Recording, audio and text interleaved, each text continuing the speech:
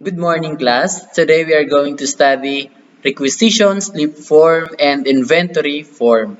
Let's begin with the first one. Requisition slip form. Okay? Defined as a written or printed request of something that is needed.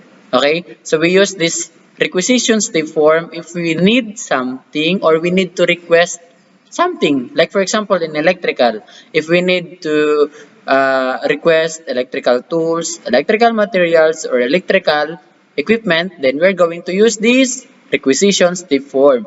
Okay, let's see the sample format of requisition slip form. So number one, in the upper part, as you can see, your name, you're going to write your name, then the date on the right side. Okay, below your name is the project. Okay, example, extension wire. And then location, of course, usually the address of your school. And then classification, in the example below, electrical installation and maintenance in situ. Okay, just follow that format, just change the name, the date, and your school campus. Then next, the purpose, okay, for home wiring purposes. What are the parts or vital parts of requisitions they form? Okay, as we can see in your screen, the first column written NO or number. Okay, in the sample 1, 2, 3, and then the second column written quantity or a number. Okay, how many? Okay, in the example, there are 10, 1, and 3. Okay, it depends on you. And then unit on the third column, it pertains to a piece or what do you call to that material or tools in piece. Okay, like for example, in the flat cord, per meter. Okay, in outlet, per piece. For male plug, per piece. Okay, what about the description?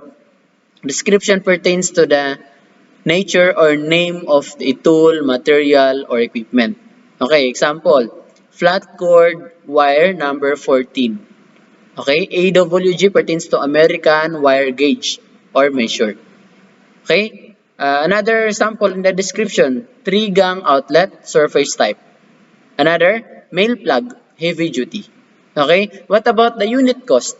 Okay, it pertains to the price per price. Okay, per piece, what is the price of that item? Example, per meter of a flat cord, for example, 20 pesos in Philippine value. Okay, so that is the unit cost or value per piece or per meter. Okay, another sample in the male plug, for example, 30 pesos each. Okay, so that was the value of unit cost. What about the total cost? It pertains to the total value. Okay, for example, unit cost 20 per meter. Okay, and you put in the quantity 10.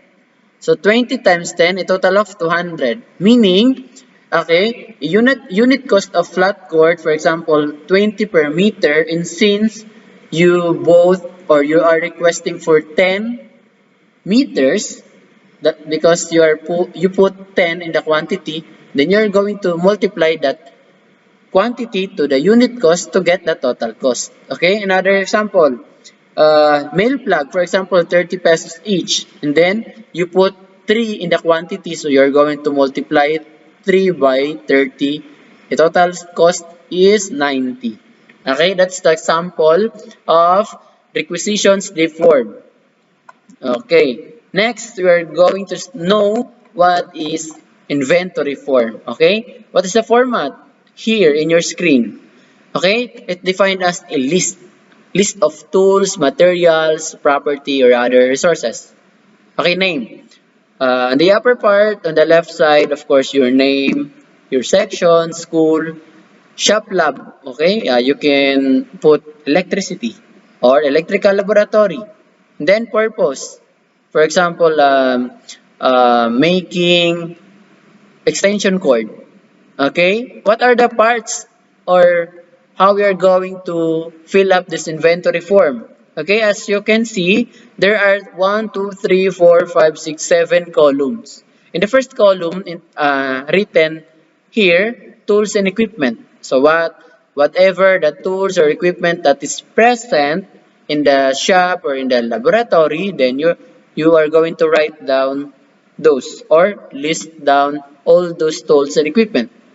And then on the second column, quantity. How many pieces of those tools and equipment are available or present? Okay? And the third column, okay, number of functional. When we say functional, meaning we can use that tools or equipment functionally. Okay? Without broken, okay? In a good condition. Okay, in the fourth column, number of not functional but repairable. Okay, those tools and equipment that not functional but repairable, meaning we can still repair those tools and equipment. Okay, in the fifth column, number of condemnable, those tools that needs to be repaired to be function again. Okay, those tools that are broken, okay, that really needs to be repaired again, okay. And next column, number of borrowed.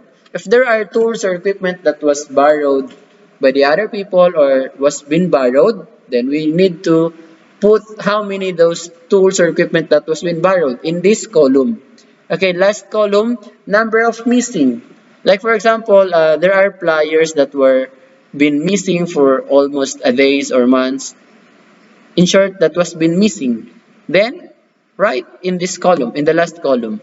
Okay, in the sample below, or in your screen, there are sample, okay. For example, pliers, name of tool or equipment, okay. To be specific, name of tool, plier. Okay, quantity, for example, there are 13 pliers in the shop. Okay, for example, among those 13 pliers, there are 12 functional.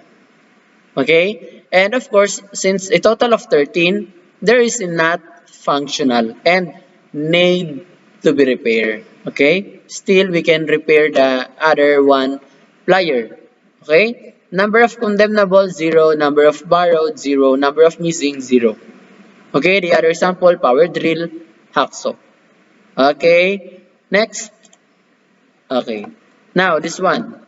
What I have learned. Okay, what we learned, there are different types of forms used in electrical laboratory, such as requisition slip form, inventory form, and there are many more.